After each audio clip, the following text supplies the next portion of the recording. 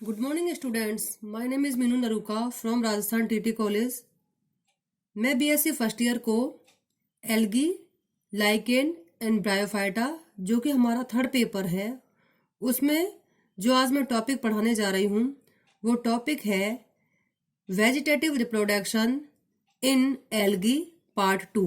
ठीक है, मैंने पिछली वीडियो में आपको बताया कि जो एल्गी है, शैवाल, उनमें वेजिटेटिव रिप्रोडक्शन कई प्रकार से होता है, जिसमें मैंने आपको बताया कि विखंडन के द्वारा किस प्रकार से वेजिटेटिव रिप्रोडक्शन होता है, कॉलोनी विभाजन के द्वारा होता है और हार्मोगोन्स के द्वारा होता है।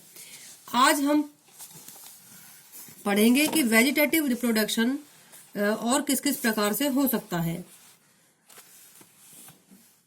विखंडन, कॉलोनी विभाजन और हार्मोगोन के अलावा जो चौथा प्रकार है वेजिटेटिव रिप्रोडक्शन का, वो है खंडन के द्वारा। ठीक है, खंडन और विखंडन में अंतर है। खंडन और विखंडन में अंतर किस प्रकार से है कि जो विखंडन है उसमें एक सेल का डिवीजन होता है, क्योंकि वो अधिकतर विखंडन की जो प्रक्रिया है वो कहाँ पाई जाती है, एक कोशिकीय शैवालों में। खंडन का मतलब है किसी भाग का टूटना। ठीक है, तो खंडन में क्या होगा कि जो फिलामेंट होगा वो स्वयं टूट जाता है, फिलामेंट टूट जाएगा। तो यहाँ पर जो फिलामेंट जो होगा, वो टूटा हुआ जो भाग होगा वो एक नए प्लांट के निर्माण करने की क्षमता रखता है, तो उसे हम खंडन कहते हैं। तो तंतुल जो शैवाल होते हैं, दैट मीन्स जो फिलामेंटस शैवाल होते हैं, जैसे एग्जाम्पल है यूलोथ्रिक्स है, स्पायरोगायरा है, इनमें जो तंतु होता है अनेक छोटे छोटे खंडों में, मतलब फ्रेगमेंट में डिवाइड हो जाता है, टूट जाता है, और प्रत्येक खंड जो होगा वो वृद्धि करके स्वतंत्रता पूर्वक जीवन व्यतीत करने की क्षमता रखता है। दैट मीन्स जो टूटा हुआ खंड है उसमें एक नया प्लांट बनाने की क्षमता होती है। लेकिन खंडन की जो प्रक्रिया होती है वो कैसे होती है?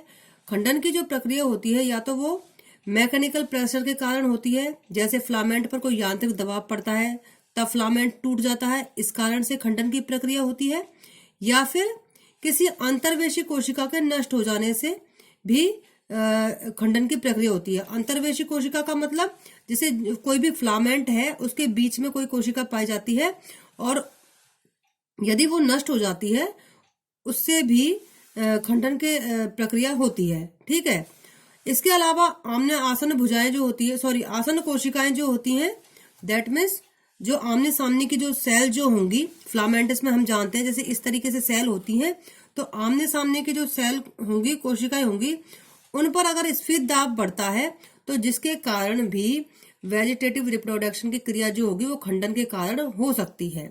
ठीक है, तो इस प्रकार से खंडन की प्रक्रिया का मतलब क्या है कि फिलामेंट का किसी भी भाग से टूटना।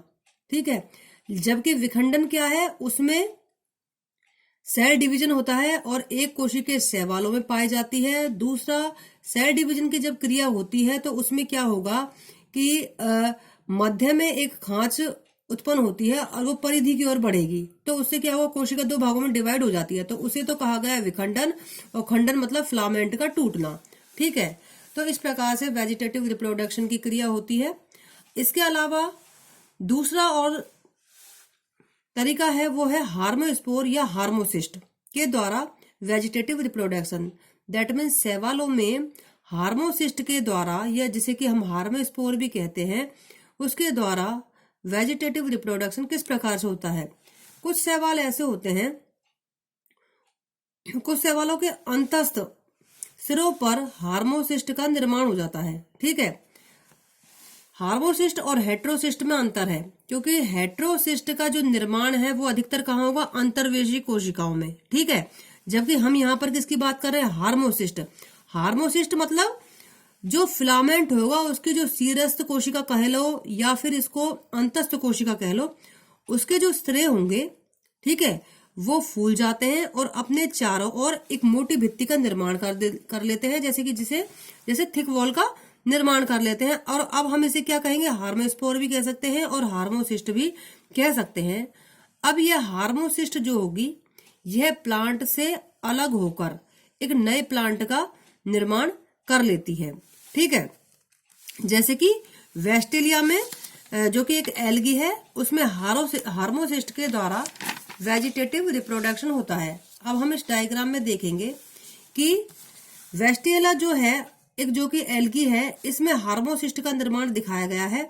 तो यहाँ पर आप देखिए कि जो अंतस्थ सेल, मतलब अंतस्थ सेल का मतलब ये कोई भी फिलामेंट है, फिलामेंट की जो अंतस्थ मतलब अंत की कोशिका, ठीक है, अंत की जो कोशिका है फिलामेंट की, वो क्या होगी, फूल जाएगी, और फूल कर क्या होगा, वो चारों ओर मोटी भित्ति का निर्माण कर लेती है। और जब ये चारों ओर मोटी भित्ति का निर्माण कर लेगी, तब हम इसे हार्मोस्पोर कहेंगे या फिर हम इसे हार्मोसिस्ट कहेंगे, ठीक है। और यह जो पेरेंट प्लांट है या फिर पेरेंट जो तंतु है या पेरेंट फिलामेंट जिसे हम कहते हैं, उससे अलग हो जाएगा और एक नए प्लांट का निर्माण करेगा।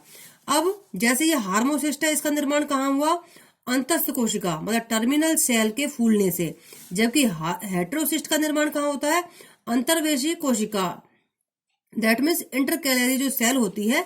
जैसे ये पूरा फिलामेंट है, फिलामेंट में ये शीर्ष कोशिका नहीं बल्कि बीच में कहीं पर जो सेल जो होंगी उसे हम अंतर्वेशी कोशिका या इंटरकैलरी सेल कहते हैं। और ये इंटरकैलरी सेल जो होती है, इनमें ही हेटेरोसिस्ट का निर्माण होता है, ठीक है। अब हम बात करते हैं कि वेजिटेटिव रिप्रोडक्शन और किस किस प्रकार से हो सकता है। अपस्थानिक शाखाओं के निर्माण से, एडवेंटेटियस ब्रांचेस के द्वारा, ठीक है, एडवेंटेटियस ब्रांचेस के द्वारा भी कुछ एल्गी जो होते हैं उनमें वेजिटेटिव रिप्रोडक्शन होता है।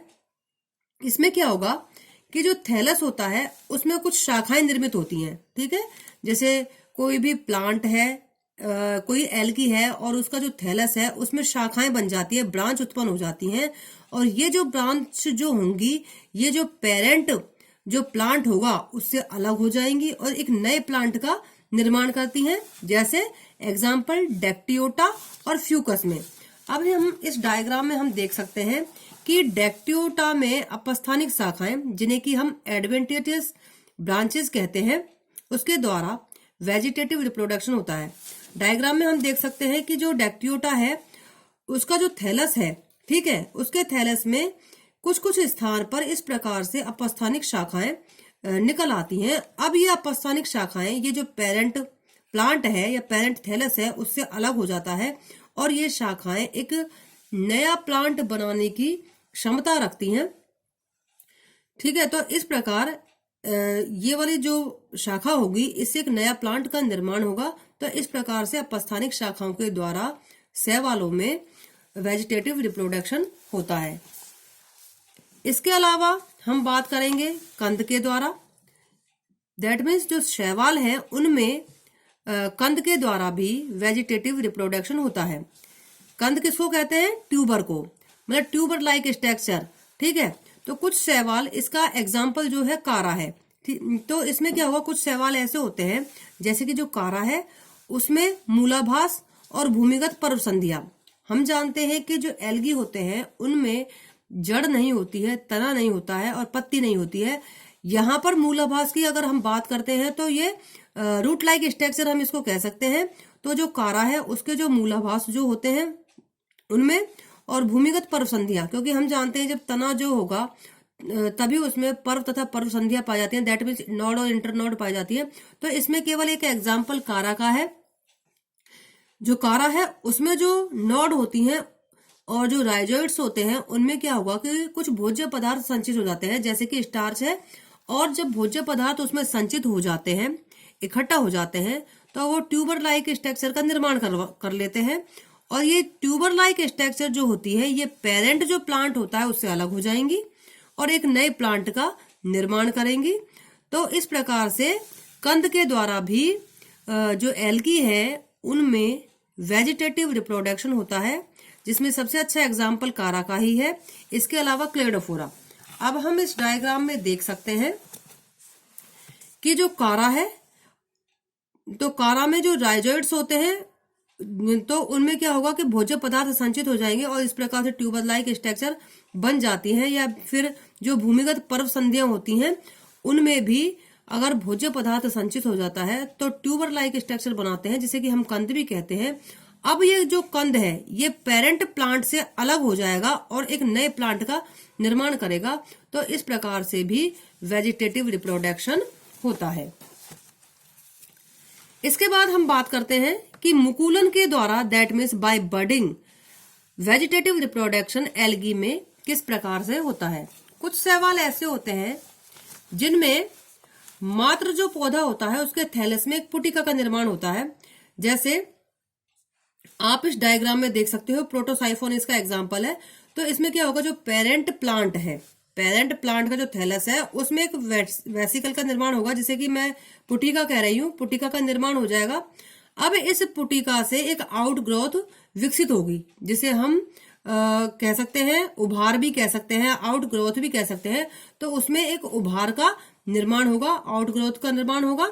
और ये जो आउट ग्रोथ होगी इसको हम मुकुल कह सकते हैं, बड कह सकते हैं। और जब यह बड का निर्माण हो जाता है तो ये पेरेंट जो प्लांट होगा उससे अलग हो जाएगी और एक नए प्लांट का निर्माण करेगी। तो इस प्रकार से प्रोटोसाइफोन जो कि एक एल्गी है उसमें बड के द्वारा वेजिटेटिव रिप्रोडक्शन होता है। तो इस प्रकार से मुकुलन के द्वारा भी वेजिटेटिव रिप्रोडक्शन होता है। अब हम बात करते हैं प्रपत्र कलिकाओं। प्रपत्र कलिकाओं का मतलब है बुलबिल्स के द्वारा। बुलबिल्स का मतलब होता है कि ये जो एल्गी की अगर बात करें तो बुलबिल्स, वैसे तो एपिडर्मिस में अगर कोई कोशिकाएं फूल जाती हैं तो उसको भी हम बुलबिल्स कहेंगे, ठीक है। लेकिन यहाँ पर हम बात कर रहे हैं एल्गी की। तो एल्गी में क्या होगा कि इनका जो निर्माण होता है एक्सिस के आधारी भाग, एक्सिस का जो आधारी भाग होता है उस पर भोज्य पदार्थ के संचित करने से होता है। जैसे एक्सिस है उसका जो आधारी भाग होगा वहां पर कुछ भोज्य पदार्थ संचित हो जाते हैं और उससे क्या होगा कि बुलबिल्स का निर्माण होता है, जिसे हम प्रपत्र कलिकाएं भी कहते हैं। और ये प्रपत्र कलिकाएं जो होंगी, ये जो मात्र पौधा होता है, दैट मीन्स पेरेंट जो प्लांट होता है उससे अलग हो जाएगा और एक नए प्लांट का निर्माण करेगा।